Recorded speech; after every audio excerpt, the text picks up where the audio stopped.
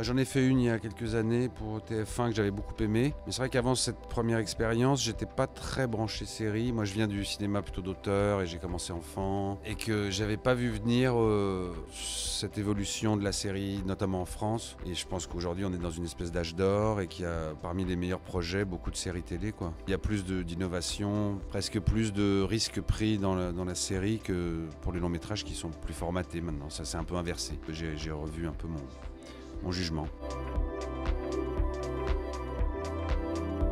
Le scénario que j'ai trouvé vachement bien écrit, avec une vraie mécanique, avec des personnages drôles et en même temps intrigants, et un mélange de genres à la fois burlesque et en même temps un peu espionnage, un peu complot, plus le fantastique. Et puis les ovnis, moi ça m'intéresse, ça m'a toujours intéressé, ça m'a toujours questionné. Ça rend hommage à ce qu'on appelle l'ufologie, quoi, cette science, et on apprend beaucoup de choses en même temps. Il y avait beaucoup de paramètres.